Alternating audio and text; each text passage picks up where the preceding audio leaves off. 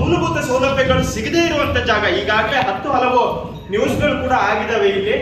ಇಲ್ಲಿನ ಒಂದು ಜನಗಳಿಗೆ ಬೇಕಾದಂತ ಮೂಲಭೂತ ಸೌಲಭ್ಯಗಳಿಲ್ಲ. ಜೊತೆಗೆ ಅವರಿಗೆ ಸಮಾಜದಲ್ಲಿ ಅವರಿಗೆ ಸೇರ್ಬೇಕಾದಂತ ಮನ್ನಣೆ, ಜೊತೆಗೆ ವಿದ್ಯುತ್ ಇರ್ಬೋದು, ರಸ್ತೆ ಇರ್ಬೋದು, ಕರೆಂಟ್ ಇರ್ಬೋದು, ಇಂಥ ಹಲವು ಸಮಸ್ಯೆಗಳನ್ನ ಎದುರಿಸ್ತಿದ್ದಾರೆ. ಜೊತೆಗೆ ಅವರಿಗೆ ಮೂಲ ನೆಲೆಯಾಗಲಿಕ್ಕೆ ಒಂದು ನಿರ್ದಿಷ್ಟವಾದಂತಹ ಸ್ಥಳ ಇಲ್ಲ. ನಮ್ಮ ಕಳಸದಲ್ಲೂ ಕೂಡ ಕೊಡ್ತೀವಿ ಅಂತಿದ್ದಾರೆ, ಅದು ಕೂಡ ಸೆಪರೇಟ್ ಆಗಿಲ್ವಾ. ಸೊ ಅಂಥದ್ರಲ್ಲೂ ಕೂಡ ಇರುವಂತ ಪರಿಸ್ಥಿತಿಯಲ್ಲಿ ಇಲ್ಲಿ ಬಂದು ಮಕ್ಕಳ ಸೆಲೆಕ್ಟ್ ಇಲ್ಲಿ ಬಂದು ಕಾರ್ಯಕ್ರಮ ಮಾಡ್ತಾ ಇದ್ದಾರೆ ಅಂತಾದಾಗ ನಿಜಕ್ಕೂ ಅವ್ರನ್ನ ನಾವು ಹೆಮ್ಮೆಯಿಂದ ಹೊಗಳಬೇಕಾಗ್ತದೆ.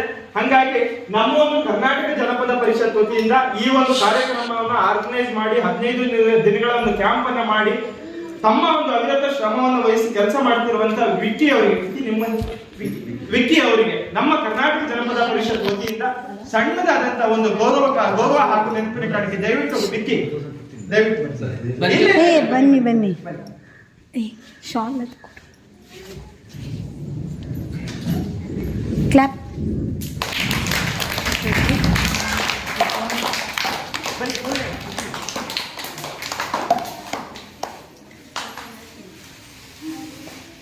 ಇದೆಲ್ಲ ಅದ್ಭುತಗಳನ್ನ ನಾವು ಮಾಡಬಹುದು ಅನ್ನುವಂತ ಒಂದಷ್ಟು ಡೆಮೋಗಳು ಅವರೇ ಮಾಡಿರೋದಂತಂದು ಮಕ್ಕಳಿಗೆ ತೋರಿಸಿದ್ರು. ಮಕ್ಕಳು ಅದನ್ನ ಮುಟ್ಟಿ ಟಚ್ ಮಾಡಿ ಫೀಲ್ ಮಾಡಿದ್ರು. ಯಾವುದೇ ಹೆಸರುಗಳು ಮಕ್ಕಳಿಗೆ ಗೊತ್ತಿರಲಿಲ್ಲ, ಹೊಸ ಪರಿಚಯಗಳು ಮಕ್ಕಳಿಗೆ ಆಯ್ತು. ಅದ್ರ ಜೊತೆಗೆ ಮಕ್ಕಳಿಗೆ ಒಂದು ಮೆಮೊರಿ ಟೆಸ್ಟ್ ಅನ್ನ ಕೂಡ ಇಟ್ಟರು. Which is really great sir, thank you so much. ನಮ್ಮ ಕನ್ನಡ ಕಲೆ, ಜನಪದ ಕಲೆಯನ್ನ ಉಳಿಸ್ಬೇಕು, ಮುಂದಿನ ಪೀಳಿಗೆಗೂ ಪರಿಚಯಿಸಬೇಕು ಅನ್ನೋ ಒಂದು ನಿರಂತರ ಪ್ರಯತ್ನವನ್ನ ರಜತ್ ಕೆಳಗೂರು ಅವರು ಮತ್ತೆ ಪೂರ್ಣಚಂದ್ರ ಅವರು ಮತ್ತೆ ಅವರು ಇಡೀ ಟೀಮ್ ಮಾಡ್ತಾ ಇದೆ. So thank you so much. ನಿಮ್ಮ ಈ ಪ್ರಯತ್ನ ನಿರಂತರವಾಗಿ ಹೀಗೆ ಮುಂದುವರಿಯಲಿ.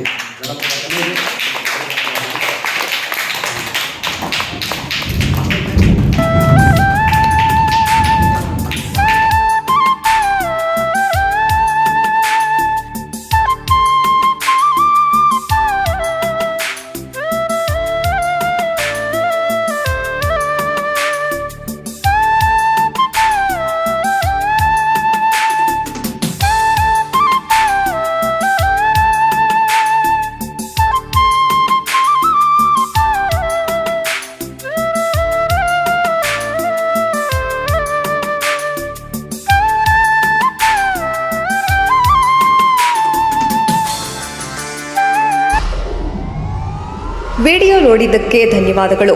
ಮುಂದಿನ ವಿಡಿಯೋದಲ್ಲಿ ಸಿಗೋಣ.